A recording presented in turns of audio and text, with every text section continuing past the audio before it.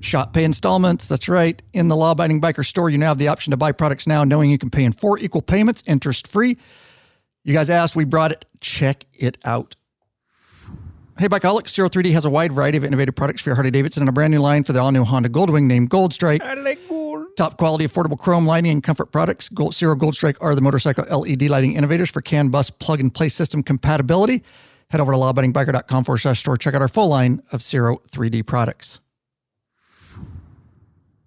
Got an email from Michael Baldonado of Deming, New Mexico. He asked a question on the contact form, left us a donation. Thank you very much. Very kind.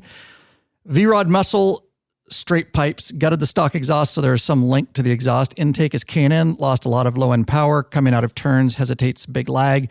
It's an initial lag, then it flows free. I've done some calibrations, but still a problem. Wondering if the straight pipe, if I need to improve my intake, just afraid the bike won't respond when I really need it to. I normally cruise anyways. Would welcome any suggestions. Also noted the V-Rod muscle, not much space is provided. We gave him a response, my response. So straight pipes are the worst way to go for power purposes. A very common problem is when you open pipes up like true dual exhaust straight pipes is that you lose all your back pressure. You need back pressure for power, especially low end. I tried true duals on my previous Harley Street Glide. I lost much power doing so and was dissatisfied like you. My suggestion is to get some good quality pipes, headers with a crossover and mufflers that will create some back pressure. Then tune your bike out with an EFI tuner, and I think you'll be happy. You can search our website for tons of EFI tuner topics and videos. I really hope this answered your question. We have discussed these issues many times on our weekly Law Abiding Biker podcast. Check it out if you haven't. Yeah? Yeah, very true. I mean, we were just talking before the podcast. My first bike, my Dyna, I gutted the exhaust, the stock exhaust. We took a hole saw to it and just took it out. And it sounded great. It was annoying as hell, but I was young and I really liked it. But when you let off the throttle, you don't have a lot. It doesn't really slow down really fast because you don't have the back pressure. And when you get on the gas, there's that lag because you don't have the back pressure to get it going. It sounds cool, but it really isn't the way to go. You're completely right. You should have some good back pressure, and you can get some pretty loud exhaust that still has some good performance. Mm-hmm. Very true. Thanks for the email. lawabidingbiker.com/contact is how he did that. Want to ride longer, Bikeaholics? Yep. Tired of a sore and achy ass? You know it. Fix it with a high-quality butt buffer seat cushion. Head over to lawabidingbiker.com/store. Check out our full line of butt buffer seat cushions. Respect your ass. Respect it.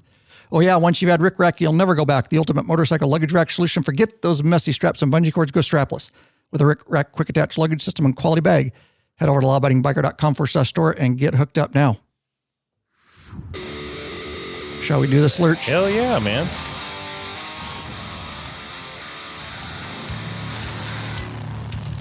Welcome back, you freaking Bikeaholics. This is the podcast for the motorcycle majority, the Big MM, also known as the 99%. That's right. By being here, by listening, you're part of what we call the hashtag Biker Revolution. That's right. We do have just one question before we get started. What are you waiting for, Bikeaholics? Mount up and let us take you on another wild-ass ride. There you go. Welcome back. Ryan Urlacher here, your host of the Law Abiding Biker podcast and your high-tech redneck. There you go. And, of course, in the house.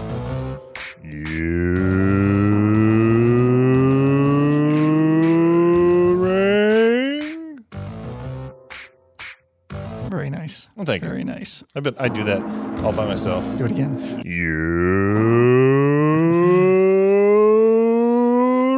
There you go. Sometimes I just do it in the shower by myself just to kind of keep it going, practice, and make sure I can hold that note. Yep, that's perfect, bro. Yeah. Lurch in the house. Thanks for being here. You betcha. We got a very exciting topic for you today. We got a guest that we're going to meet up via Google Meet, and he is the national president now. Yes, he is. Gary Zillette. That's right. Of the Immortal Knights Public Safety Motorcycle Club. Yes, sir. We interviewed him back a while ago, 2016, episode 104. And so we're going to do a follow-up with him. Before we do that, real quick, new free video, how to change the front fork oil on a Harley-Davidson has been out, and lawabidingbiker.com/whatever episode number this is. We will show you how to change that Harley fork oil.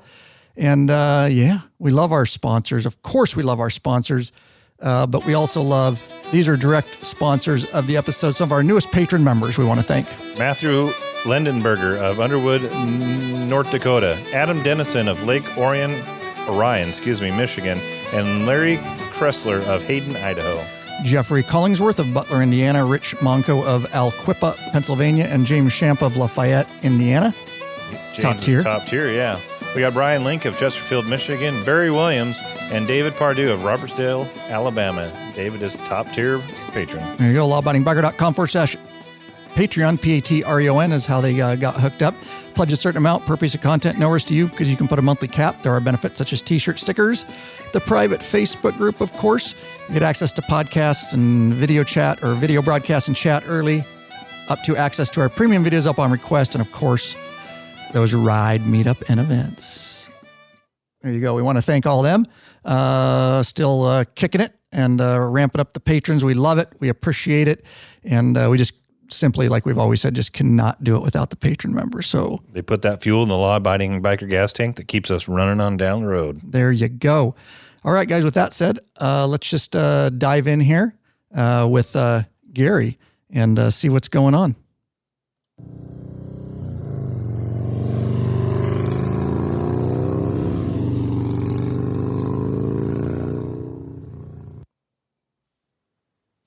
All right, so on the line, we got Gary Zillette with us. Yes, Bandit, goes by Bandit. And we'll just call you Gary today, if that works, because I'll probably forget. Now, we interviewed the club, so to speak, back, the Immortal Knights Public Safety Motorcycle Club back in May of 2016, episode 104, lawabidingbiker.com/104.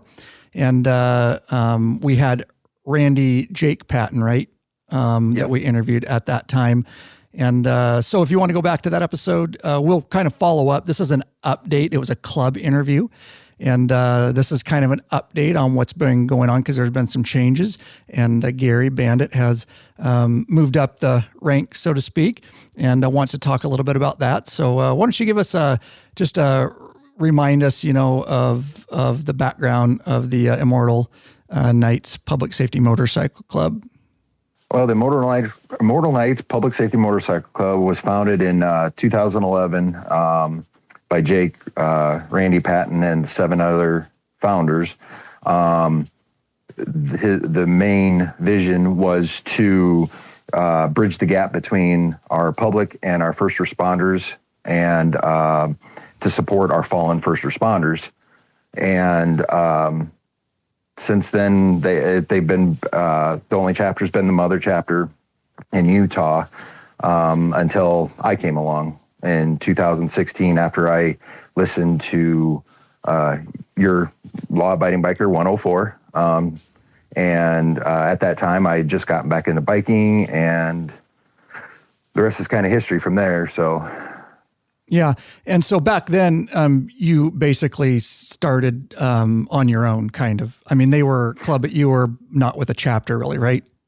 Right. So at the time, I was listening to your guys' podcast, several different interviews. I'm not going to name other clubs I was looking into at the time, but I listened to 104 about the Immortal Knights, and it just what they're about, or I should say what we're about, and really struck with what I wanted to be a part of. And so I contacted Jake, and I want to say it was 2017. I want to say, yeah, it was 2017. I reached out to him at the beginning of 2017 and said, hey, I'm interested, started prospecting, and by October of 2017, I was fully patched. So, okay. So did you join, were you a nomad? Were you a part of the mother chapter? How'd that all work? So we have what's called Errant Knights. So yeah, it's basically nomad chapter. Okay. So I was the only one outside. I was the first one and only one outside of Utah at that point in time that was full patched. And then I've been trying to, without recruiting, because we don't recruit.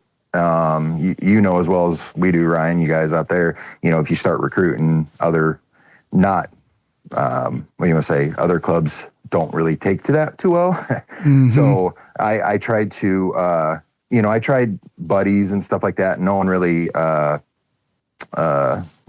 wanted to get into the club deal.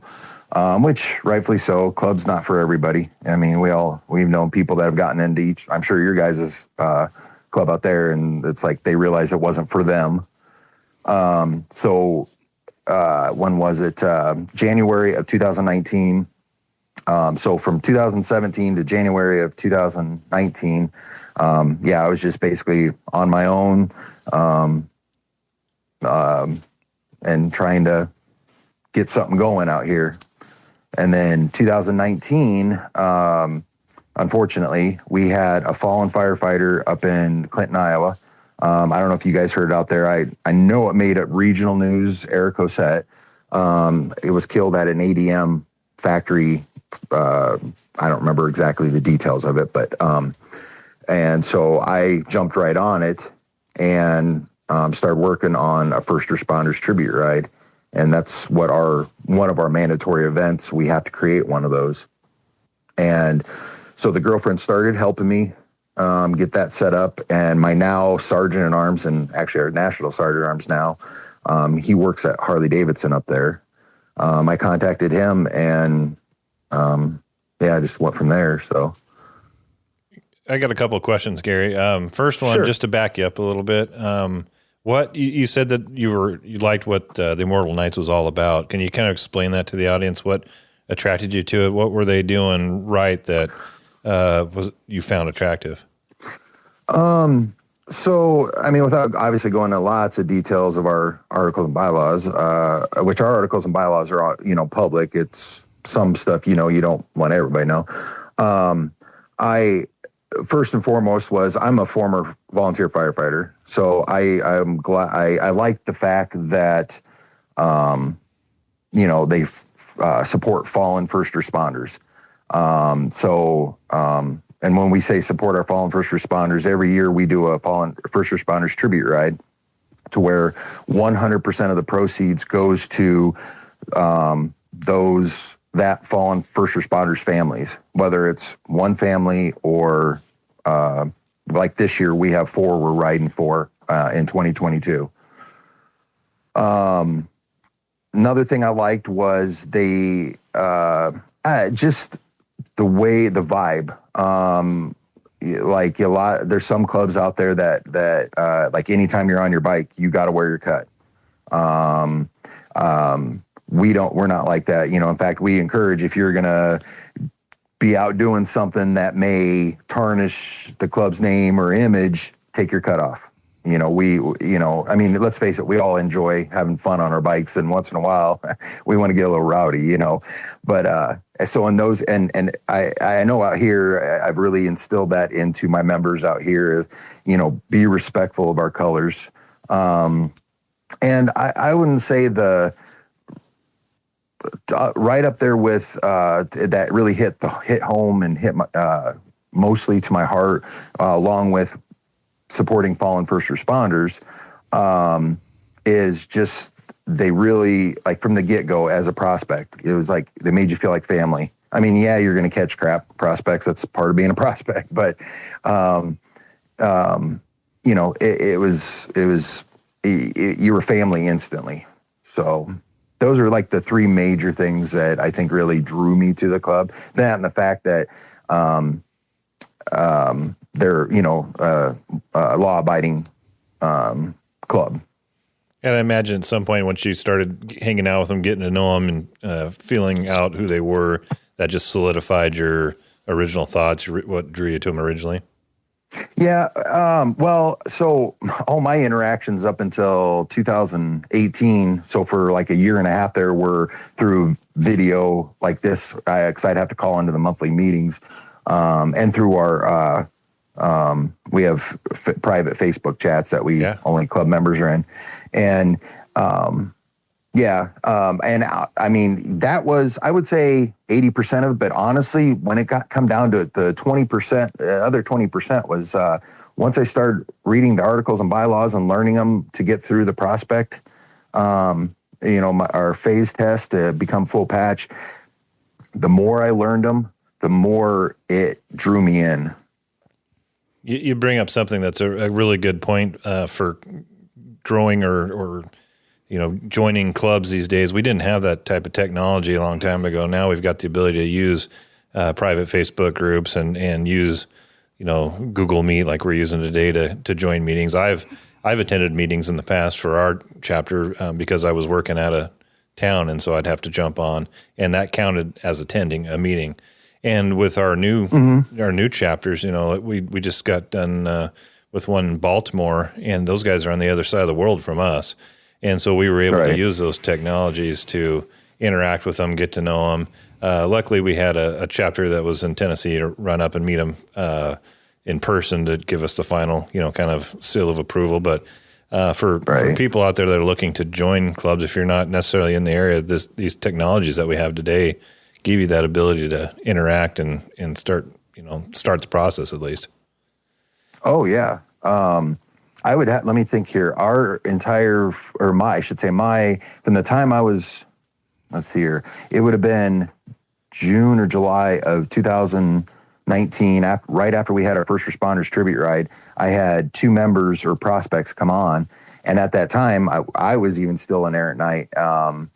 And every month we had to call in or video in, depending on how many channels we had going into Utah, our mother chapter. It made it. I mean, sometimes it was a pain in the butt to be able to hear everything, but all in all, yes, you're absolutely right. The technology helps. So, I mean, that'd be one thing that I definitely tell anybody. I mean, if you're thinking that you find a club you want to join and say they're not necessarily close to you, it doesn't mean you can't join them. I mean, as long as that club is okay with doing, well, like we are on this podcast or, videoing or calling in, I say go for it.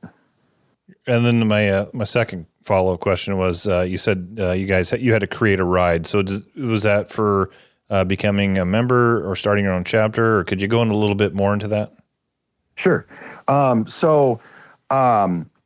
of, one of the things to be able to become a full chapter with us is you have to have 5 full patched members, and then from there there's actually 2 phases of full chapter, probationary chapter status.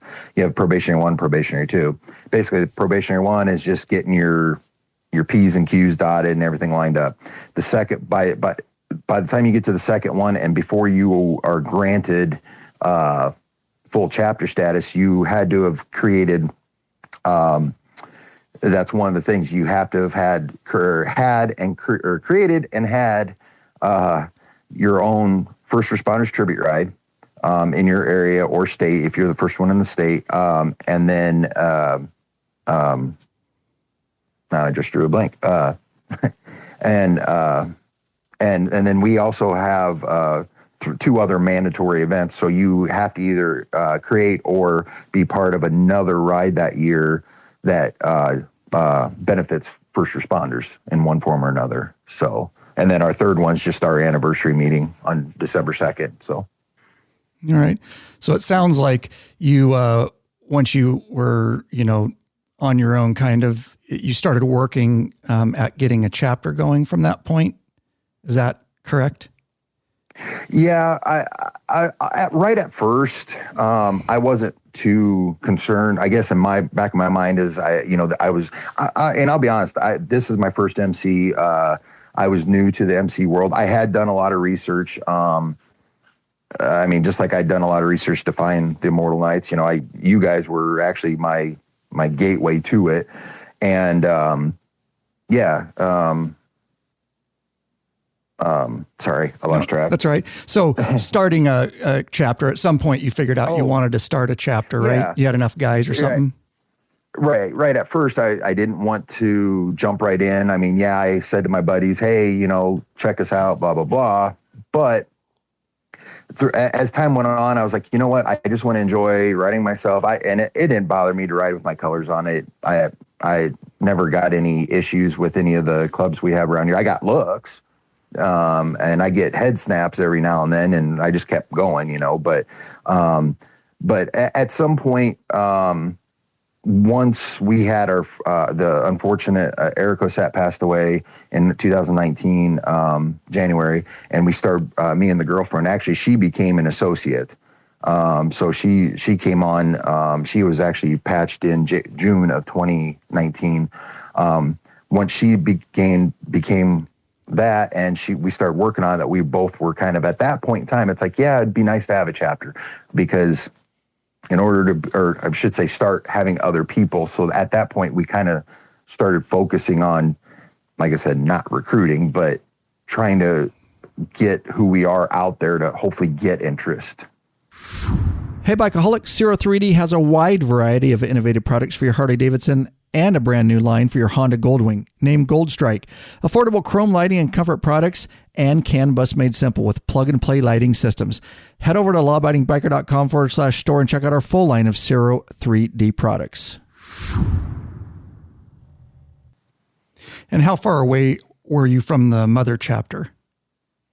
So I'm in Davenport, Iowa. So I don't know, 1,800 miles roughly. Yeah. Okay. And yeah, it's like, go ahead. No, I was just going to say, so quite a distance. Starting a chapter, that was the only chapter in that state, or there was none. You were just thinking about starting one, right? Right. I'm actually the first one outside of Utah for pretty much everything. Yeah. Okay. And so at some point you got enough interest. Can you tell me about that and were able to start a chapter? Yeah. So after we did the Eric Cassette First Responders Tribute Ride, actually the outpouring for that, the first ride that me and my girlfriend, we put on, we ended up with our very first ride, and I'd never done a ride before. We ended up with like 147 bikes and like 20 some cars, and we ended up raising like, what was it, $8 or $9 grand for the family, his family. And, but anyways, there was a lot of interest, and of course, like anything, you have a whole bunch of people influx, and then you end up having just a few out of that, say 6 or 8 that are interested. Then I think we ended up with 1, 2, 3 in that first year, 2019, we ended up with 3 or 4 members or prospects, and which, based on when they were in, they eventually got patched in. And then 2020, well, that's just a whole nother story, but, for everything in general. But eventually, we were able to get enough members in there, and I had to be each one of their sponsors because I'm the one closest to them. But we still had to go through the mother chapter, and it was fun, but it was also kind of daunting. So yeah, that's definitely a big responsibility.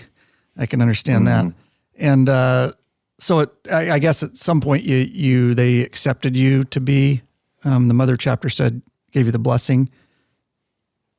Oh yeah. So basically, everything like big like that is done on our anniversary date, which is December 2nd. So yeah, we were all, let's see here. So 2020, we because of COVID, we actually had to, I don't want to say, we canceled our First Responders Tribute Ride, but we still held a ride for who we were riding for that year. It was just kind of like a pass the hat ride, and we were all kind of like down and out, like crap, now we're not going to get, when are we going to get granted our full chapter status? Because that's part of it. You have to be in a probationary chapter status and do your First Responders Tribute Ride. Well, that year, 2020, we couldn't call it that. And so because we did so well throughout the year when supported and support our first responders in so many different ways, that they actually in December of 2020, our anniversary meeting, granted us our full chapter status. So we actually just had our 1-year anniversary as a chapter here in Iowa on December 2nd. Very cool. You got any follow-up? I was just looking at some of the notes here and some of the stuff that we had gone back and forth in emails, and I see here that you were elected the president of that chapter, Gary. Yeah. So the way it kind of, we held our own elections, and sure, everybody kind of, which that's part of the probationary chapter status, or to gaining full chapter status. And yeah, I got elected in that. And the way it kind of works with us is the first, especially if you're the first chapter in that state, the chapter president becomes the state president automatically. And then down the road, election process happens. Yeah. And then it comes up to this year where it was actually the 10-year anniversary this year on December 2nd of our club, the entire club. And we had to do voting, and our national positions, they're on a 10-year term. And I ended up, I know it was 100% vote out here, and I think there was 1 or 2 votes out in Utah. I'm not 100% sure, but I got voted in as national president, which if you would asked me 4 years ago, I would have been like, no, I would have never, ever thought I would have been in this position. So, yeah, I think it's pretty cool that you started out a patron of law-abiding biker, hear a podcast, reach out to a club, and 4 years later you're the national president. That's cool. We do these interviews with law-abiding clubs, and we do it to get your information out there and help promote the law-abiding club lifestyle. But this is the first time that I can recall, Ryan, maybe I'm wrong, but that we can actually show that somebody that listened to the podcast, liked what they were hearing, reached out to a club and joined. I think that's a cool story in and of itself, but the fact that you worked your way up to the national president, that's pretty awesome. Yeah. Well, and to be honest with you, when I first got nominated, I was like, oh, please guys, come on. Cause I've been leading the chapter out here, and it's like, and I always see, the way I look at it is our prospects don't have any vote or anything like that, per se, and major or main club business. But I've always believed the prospects do have a voice. If you don't treat your prospects right, then you're not going to be able to maintain them, and you're not going to be able to gain more members. If people are sitting there talking bad about, well, they treat their prospects and do this and do that. And so I don't know. I guess I don't know. I really wish I had an answer or a way to be able to say, hey, and that's where if Jake was able to be on here, and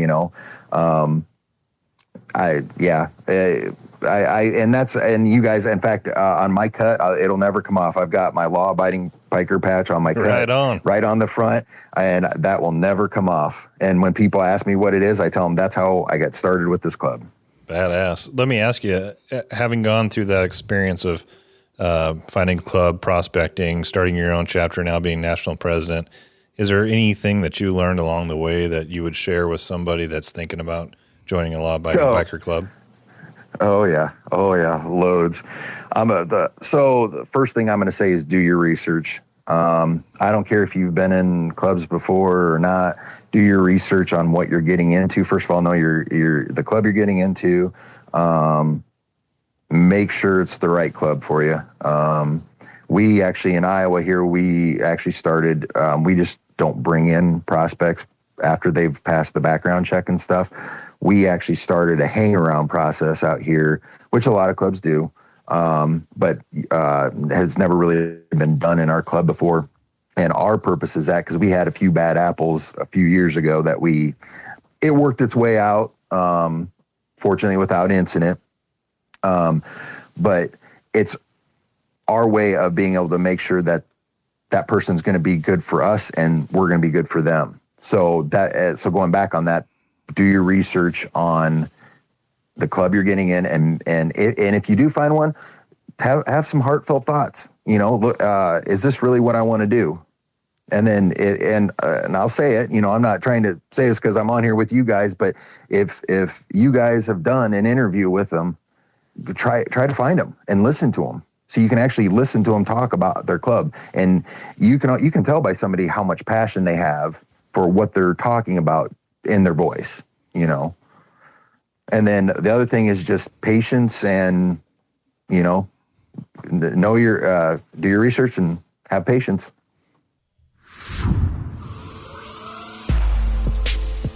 Are you searching for the easiest and quickest detachable luggage system for your motorcycle? Rick Rack has just what you're looking for. Forget all those frustrating straps and bungee cords that can come loose and slap your paint. Check out one of Rick Rack's awesome quick attach strapless luggage rack systems. This father-son team designed something really special. You can't find it anywhere else. Yep. And these guys ride. so they truly understand the needs of bikers. The Rick Rack Quick Attach system is strong, durable, and secure with a lockable system. Also, check out their full line of quality touring bags to accompany your quick detach system. Once you use Rick Rack, you'll never go back. What are you waiting for, Bikeaholics? Head over to lawabidingbiker.com/store and check out our full line of Rick Rack systems and bags.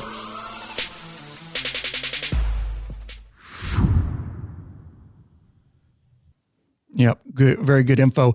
Can you explain Jake's part in the club now? Because we kind of lost track of that. Sure. Who we interviewed, yeah. Right. So to kind of go back, in 104, it was Jake, he was one of the main founders. And then that first interview, I want to say it was Pirate. Yep. And at the time, which Pirate is no longer with us, our club. But I think at the time Pirate was a sergeant at arms or something out there. Since then, Jake's maintained, and he still maintains chapter and state president out there. And so Jake, working with me, our national VP, he created a position which, as a founder, it's a national advisory. It's like a founder advisory position, so that way he can help and advise us as we're making this transition. So okay, and that's good. And we actually before all this transition this year, we just had a national president, national VP, and a national sergeant at arms. But being that, and I don't know if I can't really say whether, I don't know if Jake wants me to say this or not, but I know within the next year, we could potentially have another chapter starting in another state. But we actually added national secretary position, just for the fact of for voting at a national level, because now we have it's an odd number of votes, where if we wouldn't have added the national secretary, it'd been an even amount. But B, we figure, well, we better start doing that as we grow. We have our T's crossed and our I's dotted, as we grow, so we don't get caught with our pants down. And all of a sudden, it's like, oh crap, now we need to create all these positions, and Right. So since you guys are a chapter over there, can you give us an idea of the club now? How big is it, or is it still in Utah and Iowa, or? Yeah, right now, Utah, they are 5 chapters, I'm sorry, not 5 chapters, 5 members. I'll find out actually here, I think it's next weekend, we have actually national meeting. So I'm going to find out. I don't think they have any current prospects. Right now out here in Iowa, we are 6 full patch, 6 or 7 full patch. I should know this, but I've been busy. And then we have 2 prospects. I'm going to say total chapter wise, we're probably 15, 16 total right now with prospects.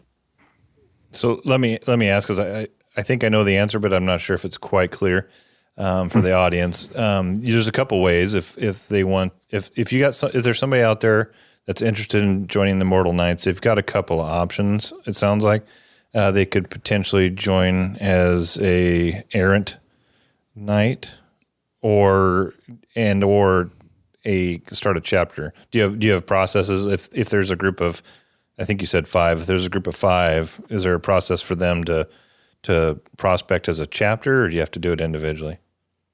So if say there's a group of 5 people that are interested in joining, in order to start a full chapter, you have to have 5 full patch members. Associates are not considered full patch, they're considered patch members. So they have to be full patch. Our associates basically wear a single patch.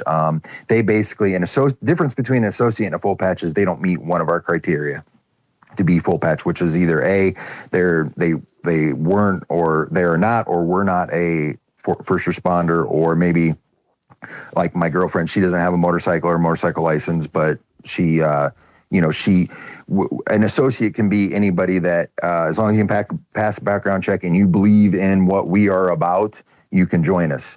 But to go back to your question, say you have 5 people that meet the criteria to be full patch. So basically, they would still go through the errant knight.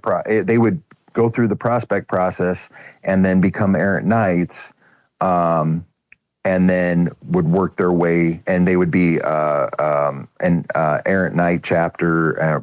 They would go from not really an errant knight chapter, a probationary chapter, until they got full chapter. So it seems daunting when you first start talking about it, but I'm going to tell you, doing it solo, it is a little on the steep side, but as long as you go with the right mindset.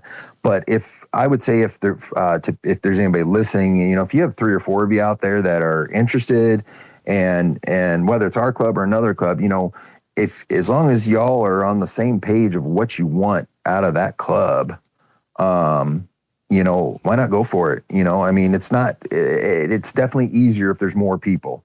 And I found that out, and I found out the hard way that you have to delegate and let go of some of everything you do. Otherwise, you're going to drive yourself crazy trying to run the chapter. Ride longer and treat your ass with some respect already. Get hooked up with a premium butt buffer seat cushion. This company of bikers developed a super thin hospital-grade seat cushion made of solid and elastic materials, and it's unlike those gel pads that will leak if punctured. The butt buffer is designed not to slide around in your seat, fits all motorcycles, installs in seconds, easily cleans, and helps to dampen vibrations. With plenty of models to choose from, they assure you'll have a comfortable ass when riding. Head over to the Law Abiding Biker store and check out our lineup of butt buffer seat cushions.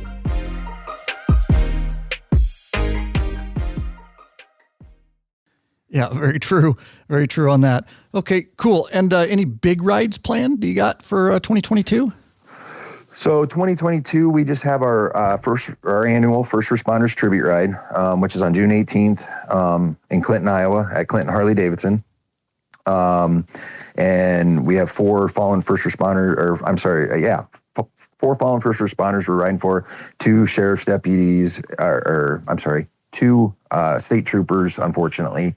And we have a prison guard and a prison nurse that got killed this last year, so we'll be riding for them. We don't have the date set yet, but the 3rd weekend in September, we will be having our second ride. We're actually creating that second ride as we speak, so we don't necessarily have a name. We're still working on logistics of that. So this year, we don't really have anything big. 2021, to go back in July, we actually had our first national meetup with our mother chapter in Nebraska. So we voted back then that we're going to be doing that every 2 years. So this year's kind of the slow year, but the following year it'll be a busy year, because not only do we have our mandatory rides, we'll have that ride we'll have to do too. So very cool. You got anything, Matt? How would people contact you guys if they were interested? Currently right now our website is down, but the web address will be, here we should have the actual website up here soon. I'm hoping the next few months, but the web address that it will be is IKPSMC.com. But we are on Facebook, under our page is separate, even though we're together. You can look up Immortal Knights PSMC on Facebook, which is our mother chapter.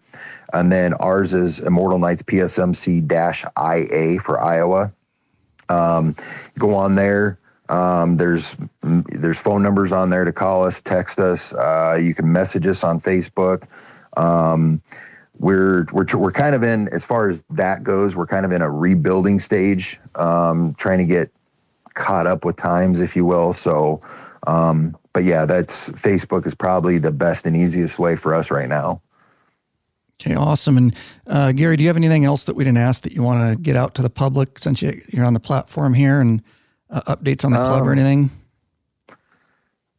No, not really. I mean, I don't want to sound like I'm trying to sell our club, because we don't. It's just I've trained myself. No, just the only thing I'll say is just if have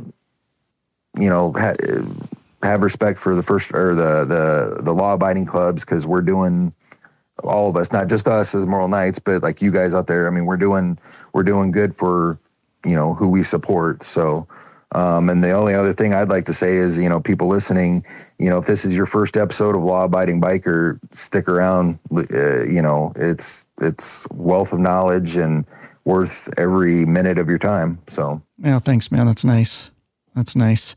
Appreciate it very much. And Gary actually got a hold of us, of course, guys, anytime you want, lawabidingbiker.com/contact. And we finally caught up with them, and we appreciate having you on, Gary, very much. Mm-hmm.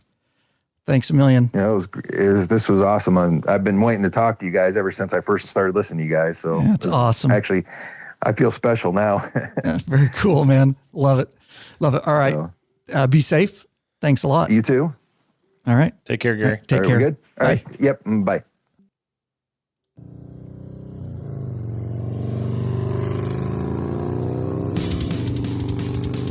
All right. That was great talking with Gary. Hope you guys enjoyed the episode. And we love our patron members. We want to, get to know you better and to get you benefits and stuff. But hey, if the only way you can support us is through a flat donation, we never balk at a flat donation. I want to thank Carl Scholl, Elias Kansas, Odd OD, Lawrenceville, that's Georgia. That should be sorry, brother. That's all right. Dean Albara of Waluku, Hawaii. Thank you very much. lawabidingbiker.com/donate is how they did that. And thank you so much. Yeah. We appreciate it. Thank you to Carl, because I see that he sends donations all the time. We've read his name off more than once. I recognize that one every time I see it. So thank you, Carl. Thank you. Thank you so much. Unbelievable. And call to action, guys. Don't get stranded, Bikeaholics. Get hooked up with our Cruise Tools RTH3 roll-up travel toolkit for Harley-Davidson and American-made V-twin motorcycles. Well, why get stranded and have your bike towed over a small repair? This quality-made toolkit has everything you need for a roadside emergency repair, tested and used by the law-abiding biker crew. Yep, it has our stamp of approval. Mushroom stamp. Get it already. That's a Cruise Tools RTH3 kit. We brought it right to the law-abiding biker store for you. Nothing but 5-star reviews. There you go. Big Daddy Kane Goat, who run the store, have them ready in stock, ready to ship to you right now. There you go. Don't forget, guys, you leave us a contact if you want, lawabidingbiker.com/contact. You can leave a voicemail right from your built-in microphone on your computer. Lawabidingbiker.com, /voicemail or /contact. That's right, guys. And don't forget, wherever you're listening to us at whatever platform podcast, please give us a rating, iTunes especially, and Stitcher Radio, all that kind of stuff, guys. Help us bump us up in the rankings so more bikers around the world can find us and join this thing we call the Biker Revolution. There you go, guys. Thanks.